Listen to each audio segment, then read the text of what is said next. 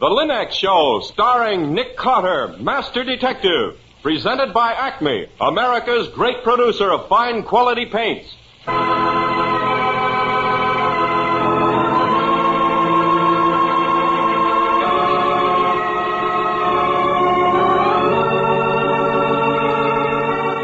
This is the story of a man known the world over as one of the most daring and resourceful characters in the history of detective fiction. A man whose name has become a symbol of the triumph of right and justice over the sinister forces of crime and lawlessness. A man recognized as one of the great masters of deduction. Nick Carter, Master Detective.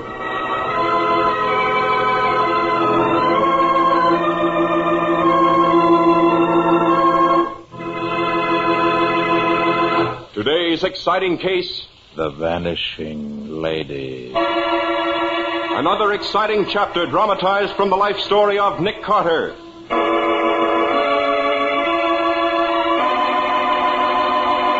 In just a moment, we'll hear how Nick Carter traced a woman who vanished on the steps of the Mercy Maternity Hospital and found out what really happened to her unborn heir. But now, no ordinary phrase is heard oftener than what's new. And this is the answer wise homemakers are giving these days.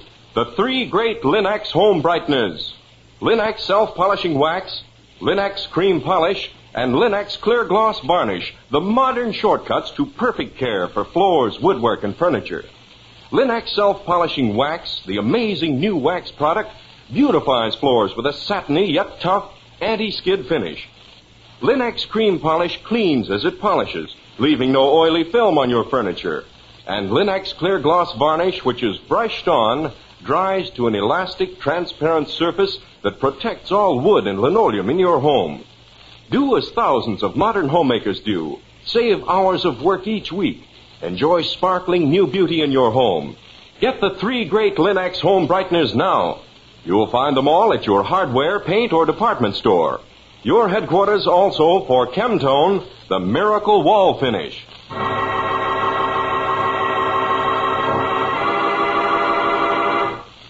And now for today's exciting case from the life of Nick Carter.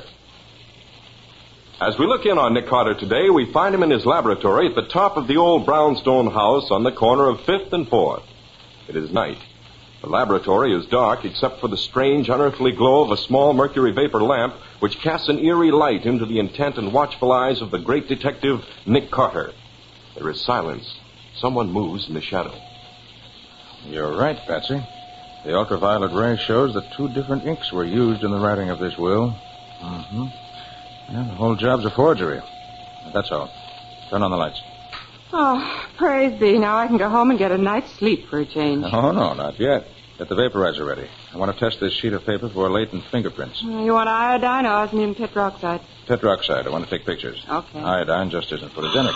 Now, take it easy, Patsy. It's only the night bell. Somebody's at the front door, so... I guess I'll never get over having my stomach do nip-ups if a phone or a doorbell rings suddenly in the middle of the night. Here, you take this stuff. I'll go down and see who it is.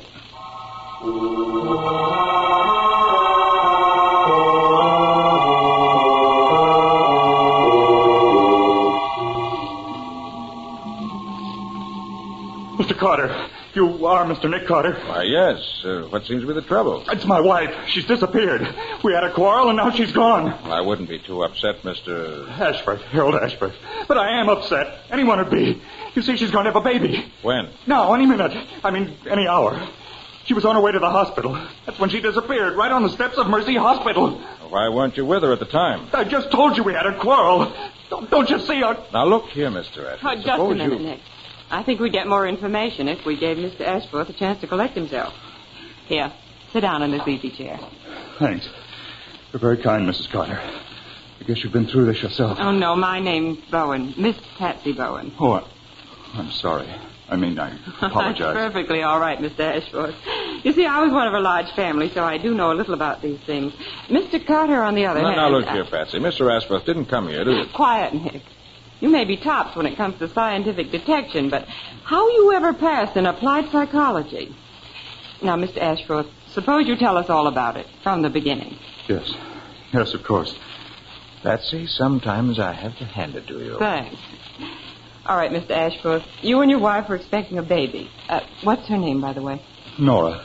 She was Nora Brent. Mm-hmm. Her two uncles own the Brent Tubing and Appliances Company. Then she has money. Oh, no. Her father was a minister. He died before we met. Her uncles never approved of me. You see, I'd been married before. Widowed or divorced? Divorced. That's what her uncles didn't approve of. And besides, Nora's a good 10 years younger than I am. They say I married her on the rebound. You see, she had a childhood sweetheart, Jim Stanley, a boy she'd known all her life. He was reported missing with a carrier that went down in the Pacific. That was 2 years ago. Nora was pretty cut up about it. My first wife had just run away with another man. So you consoled each other? Well, maybe just at first, but it didn't take long for us to realize that we were made for each other. You've got to believe me, Mr. Carter. We loved each other. We were ideally happy. No arguments? No differences of opinion? No, never. That is, not until today. And what happened today? This morning, a letter came for Nora. It was addressed to Nora Brent, not Mrs. Ashford, mind you. And up in the corner of the envelope, the sender's name and address read, Chief Petty Officer Jim Stanley, Tappan Neben Hospital. But that's the man she was in love with. The man who was supposed to be dead. Now he's in a hospital only 5 miles down the bay. I take it she got excited when she saw the letter. I knew she would, Mr. Carter, and, well, maybe it was jealousy. Maybe I was afraid of what might happen. You see, we were expecting the baby almost any time, so... So, what? So I destroyed the letter. Very short-sighted. I realize that now, but I couldn't bear to think of losing her. I'd have done anything to prevent it. It would have been much better to have brought the whole thing out into the open. It's too late now. It's happened. Just what I was afraid of. We were sitting in my den after dinner tonight. I was so worried I just couldn't seem to take my eyes off her. Pretty soon I realized I was making her nervous, so I said I thought I'd go to bed and read. I'd just got into my pajamas when the phone rang.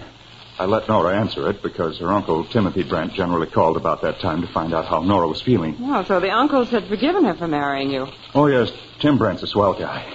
He came right around to see us as soon as Paul, the other uncle, died 5 months ago. But Paul never forgave us.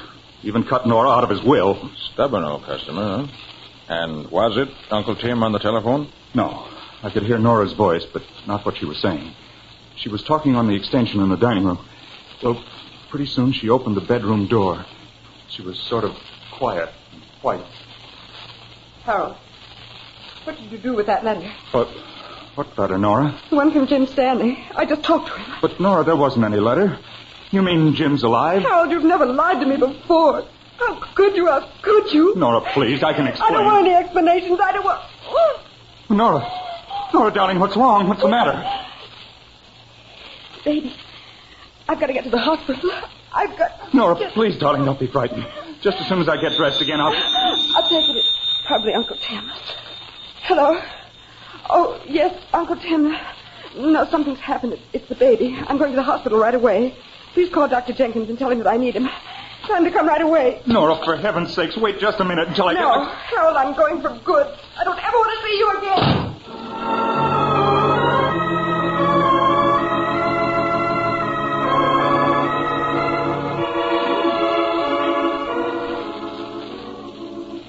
And she left without you? Yes.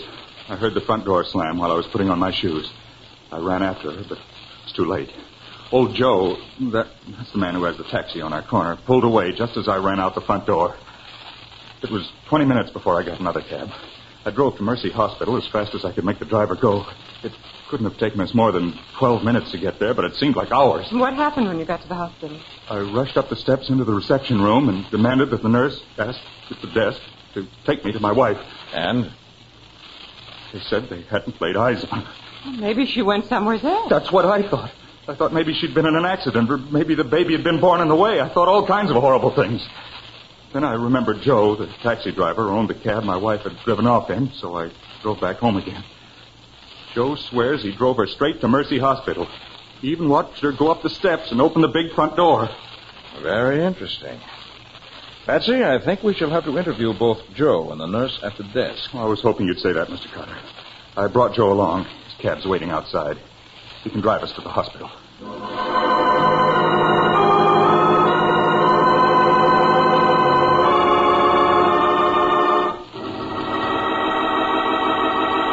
Well, what can Joe tell Nick about the vanishing lady that he hasn't already told her husband, Harold?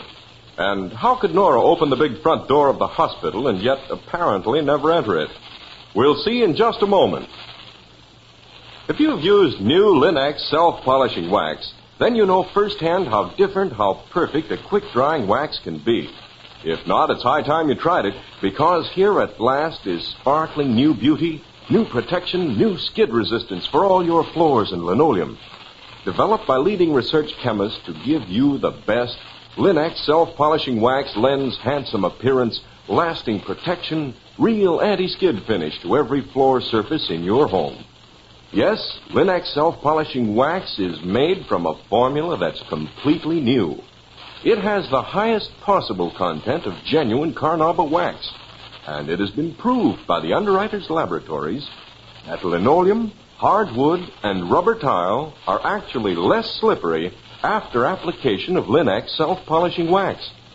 When you walk on a Linx surface, you can actually feel the difference. What's more, it dries quickly to a satiny luster without tiresome rubbing, and it takes only a jiffy to wipe on. So do as wise modern homemakers have learned to do. Choose genuine Linx self-polishing wax. If you want the modern finish of the brush-on type, which gives even longer lasting protection, use Linx clear gloss varnish, which dries overnight to a beautiful gloss finish and gives your floors and linoleum amazing protection for months. Whether you prefer Linx self-polishing wax or Linx clear gloss varnish, you get the best when you ask for it by name, Linx. You'll find all three great Linx home brighteners and Chemtone, the miracle wall finish that dries in 1 hour, at hardware, paint, and department stores everywhere.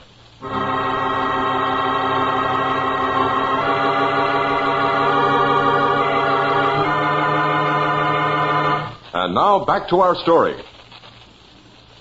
As we see Nick Carter again, he and Patsy and Harold Ashforth are in old Joe's cab, which is whirling them off to Mercy Hospital, on whose steps Mrs. Ashforth disappeared less than an hour previously as she was on her way there to have a baby. Nick is questioning the driver. Look here, Joe. Yeah? You're sure it was Mrs. Ashforth you drove to Mercy Hospital tonight? Sure, I'm sure. I'd know her anyways. When you got to the hospital, did you help her up the steps? No, I helped her out of the cab, and just as she opens the door, a man comes out from under the portico, and she runs to him. He puts his arms around her. So I guessed it was somebody she'd known, and I drove off. Who was this man? What did he look like? Well, I couldn't rightly say. It was too dark. I see. Well, here you are.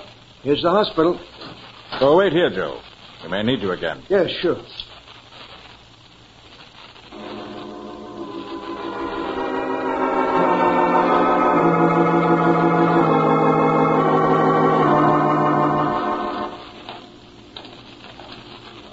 The reception desk is over here, Mr. Carter. That's the nurse that told me my wife was... Well, look who's there talking to her. It's Uncle Tim. What's been going on here, I'd like to know? What if the baby did decide to arrive ahead of time?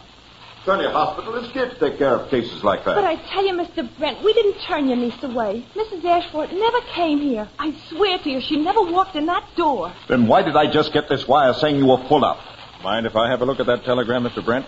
And who in blazes are you? This is Nick Carter, Uncle Tim. He's trying to find out what's happened to Nora. Why in thunder didn't you stick with Nora? You'd done your duty as a father. We'd know where she was. Suppose you let me look at that telegram, see what I can make of it. Oh, yes. Yes, of course. Mercy Hospital full. Mrs. Ashforth taken elsewhere. Everything under control. No cause for anxiety.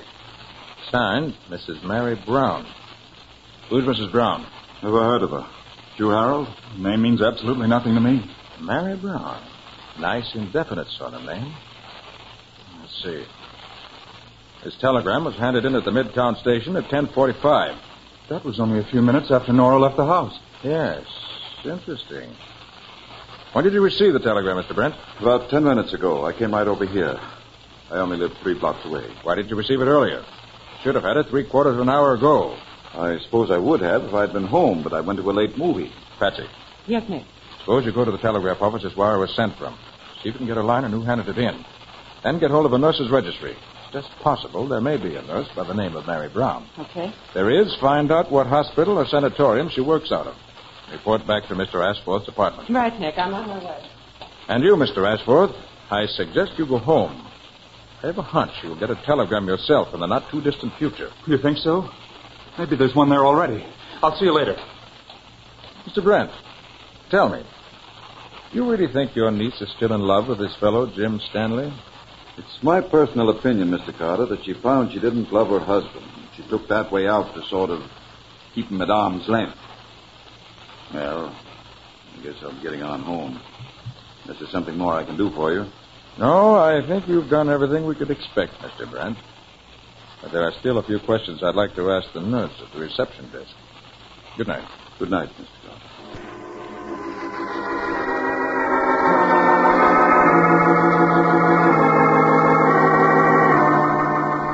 Now then, sister.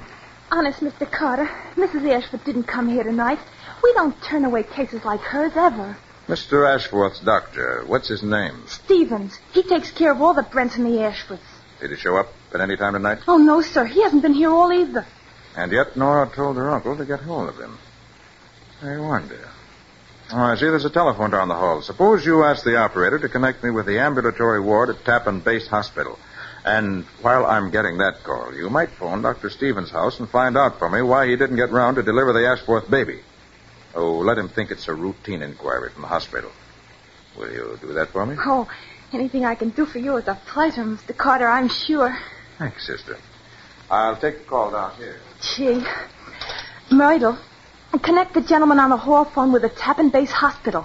Yeah, the Tappan Base Hospital, the ambulatory ward. Yeah, it's Mr. Nick Carter, the detective. Hurry up, will you, Myrtle?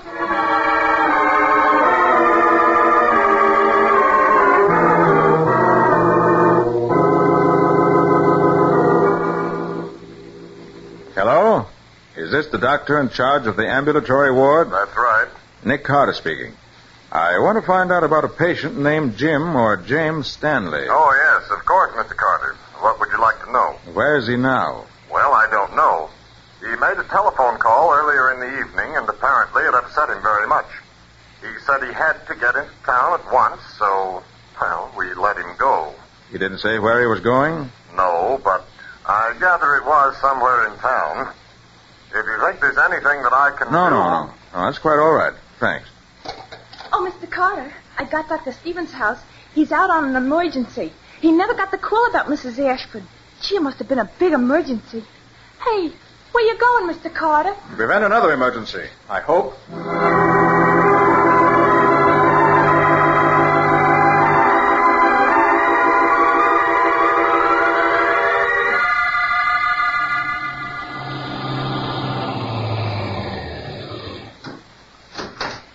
Thanks, Joe. Okay.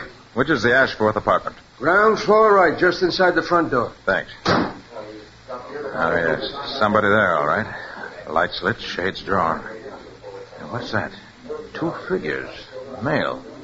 Great Jupiter, one of them's got a gun. Well, Nick, old boy, no time for a door. Here we go through the window. Right up with your hands, both of you. But he shot at me. Maybe, but he didn't hit you. She undoubtedly would have if he meant to kill you. That's right. I was just trying to keep him off me. He's got some crazy idea that I ran away with his wife. I take it you're Chief Petty Officer Jim Stanley. That's right. I found out today this guy had married Nora. Well, she sounded sort of upset when I talked to her on the phone, so I thought I'd just drop around and size up the situation. If he wasn't treating her right, I was going to beat his ears in. Nora and I grew up together. We were like brother and sister. You see, Mr. Stanley, unfortunately, Mr. Ashworth's wife disappeared just after you talked to her. And somehow we rather imagined she might have run away with you. So that's why he jumped me. Oh, but he's got it all wrong about me and Nora. Oh, we had a crush when we were in school, but I married a girl in Australia 3 years ago. I wrote Nora at the time, and she wrote back wishing me luck. Well, she never told me that. We women do strange things sometimes to keep our boyfriends guessing. Oh, Patsy, stay away from that broken window. Wait for me outside. Don't worry, I'm not the one who takes chances. Oh, look, Nick, I found out about the telegram, and there's no Mary Brown, Miss or Mrs. in the nurse's registry. And the telegram was handed in by a man. In fact, I think he sent another. I ran into Miss Patsy coming round the corner. Oh, Miss Brent, hello. Yes, I had a hunch you'd get another wire. Let's have a look. No, don't try to come in. Patsy will hand it up. Here you are, Nick. Thanks. Your grandniece and her mother doing beautifully at Clay Sanatorium. What? Come and bring the papa. Mrs. Ashworth keeps asking for him. And no signature. She wants me. Nora wants me. And the baby's here. I have a little girl. It's wonderful. Where's my hat? No, I haven't got time. Come on, everybody.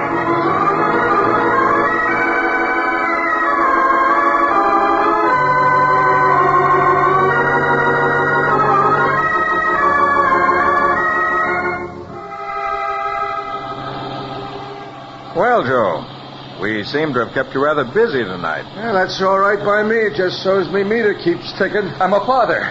Father of a baby girl. Sure, pal. Maybe you'll have better luck next time. After all, you and Nora are still young. Just what did you mean, Mr. Brent, about better luck next time? Anything unlucky about a baby girl? My brother, as you probably know, disinherited Nora. However, he did leave a codicil to his will. He couldn't bear to think of the Brent factory going out of the family. So he said that if Nora ever had a son, he would inherit my brother's share of the business. You see, my brother was a woman-hater at heart. So having a girl baby cost Harold $500,000. I see. Well, here you are, the Clay Sanitarium. Fancy-looking place, ain't it? Fancy and expensive. Well, some of the very best babies get themselves born here. Old Dr. Jeremiah Clay is famous for that. He's brought more millionaires into the world than you can shake a stick at. Too bad Mr. Ashford's daughter isn't a millionaire, too. Oh, money doesn't matter.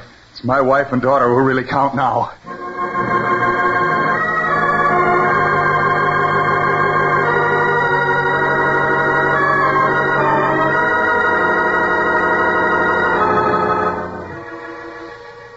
Well, I'm glad you come. Welcome, Mr. Brent, and congratulations to you, sir. You must be the father. Sorry, I haven't that honor. This is Mr. Ashford. Oh, yes, of course. This way, Mr. Ashford, please. The new mother is so anxious to see you. This way, please. Such a curious case. Women are often most unreasonable at these times. Didn't want the family informed. Of course, the minute it was all over, when she saw the baby, complete return to normalcy. Wanted the family at once. This is her room. Sorry, I'm afraid only the father can go in. Just at first, you know. Nora. Oh, Nora, darling. Oh, Harold. Dearest. Oh, my darling. Oh, Harold, don't. Please, darling. It really wasn't so bad. I had a very easy time. It's a girl, you know. I'm sorry. Oh, dearest, I don't care what it is. Just as long as you love me. Silly, of course I do. It's funny when they showed her to me. It's like being introduced to a perfect stranger. Darling, we'll get acquainted with her. Together. Well, come on, Nick. Our job's finished. Let's go home. Oh, Dr. Clay. Yes? I think I'd like to have a look at Mrs. Ashford's baby. Of course. I'll have her nurse show it to you. Just a moment, please. This is the first time I ever knew you to show an interest in the nursery. I'm playing a hunch, Patsy. Oh? A hunch that may split this case wide open.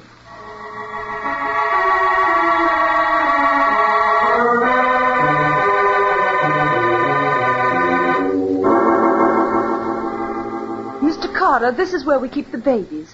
I'm sorry you can't go in, but I've asked the other nurse to bring the baby to the window. I'll motion to her. You haven't many babies here, have you? No, this is a small private hospital, you see. Oh, there she is. It's a fine, healthy-looking little girl, isn't she? So that's supposed to be the Ashforth baby. Hmm? What do you mean, supposed? There's her name on her tag. I put it there myself. That baby's at least 3 days old. Moreover, forceps were used at her delivery. Patsy, you heard Mrs. Ashforth say she had a very easy time. Nick, you mean it's been a mistake? Mistake nothing. It's been a criminal substitution. Nurse, how much did Mr. Timothy Brent pay you to substitute a girl for a boy baby? How dare you? I'll call Dr. Clay and have you arrested for slander. No, you won't. Because if you do, I'll insist that the police take a blood test of that baby. And if that test proves the baby's blood does not belong to Mr. and Mrs. Ashforth's blood group, you'll end up in behind bars for a long, long stretch. Oh, no. No, don't. I'll tell you everything. I did it for Timothy Brent. He said his niece would lose her mind if she had a boy baby. He said that... You lie. I had nothing to do with it. You did, Mr. Brent. You brought her here. You arranged for the whole thing. Are you double-crossing little... Easy. You'll wake the patients. Now then, nurse. Where's the real Ashworth baby? The boy? In the first crib by the door, Mr. Carter. You're sure there's no mistake this time? Yes. That's the Ashworth baby. Very well. Patsy, I think we'll introduce him to his mother. We'll talk to you later, nurse. And to you, Mr. Brent. I wouldn't have done it, but Mr. Brent said... I have nothing to do with this, Mr. Later, Brent, later. All right, Patsy. Go get the baby. Don't you want to carry him in, Nick? Oh, good heavens, no. I'm afraid I might break him. Here we are. All right. Come on now. Patsy. Come on.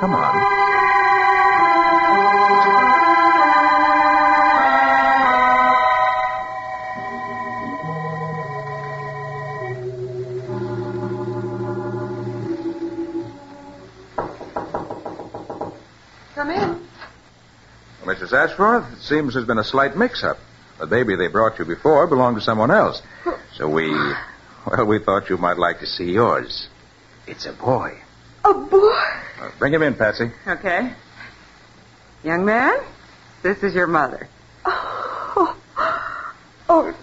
give him to me, please. Here you are. Oh, Harold. Oh, Harold, look at him screw his face up. Oh, he's so homely and so darling. I'd know he belonged to us anywhere.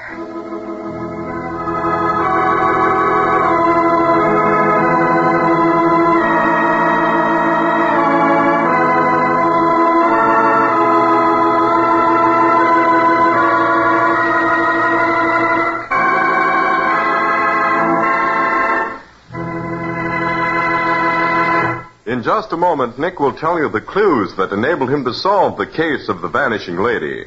But now, there's always added warmth of hospitality in a home that's beautifully cared for.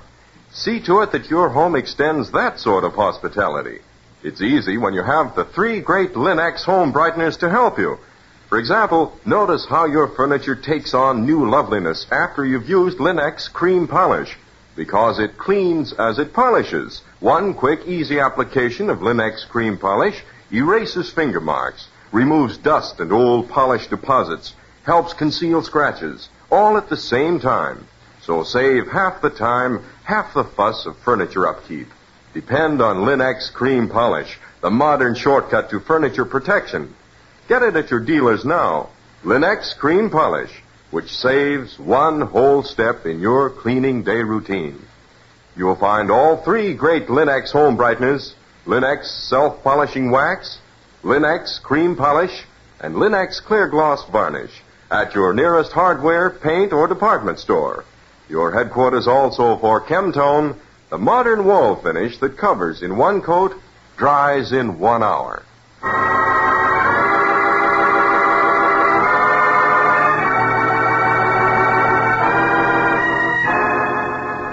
Now let's hear from Nick Carter himself.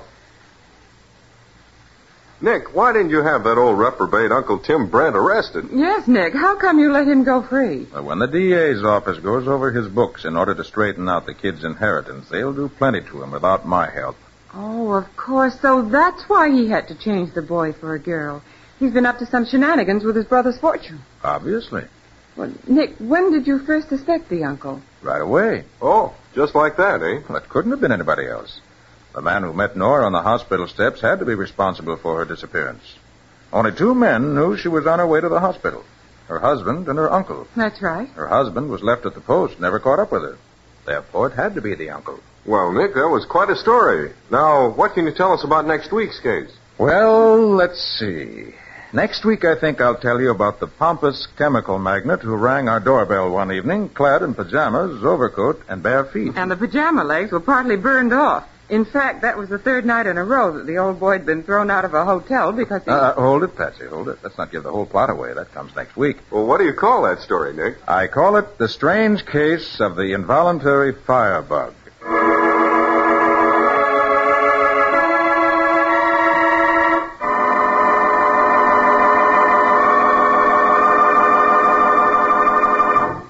Nick Carter, Master Detective, is featured in Street and Smith magazines. Lon Clark is starred as Nick with Helen Choate as Patsy. Original music is played by Lou White. The programs are written by Edith Miser, and any resemblance therein to actual persons, living or dead, is purely coincidental. The entire production is under the direction of Jock MacGregor.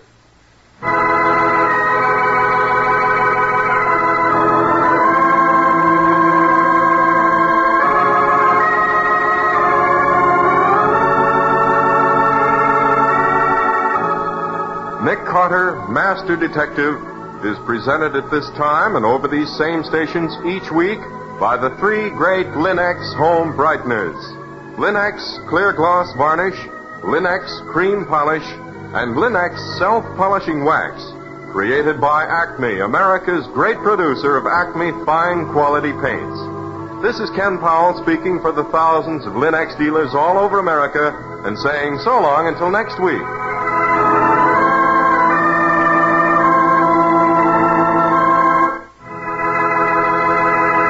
This is the Mutual Broadcasting System.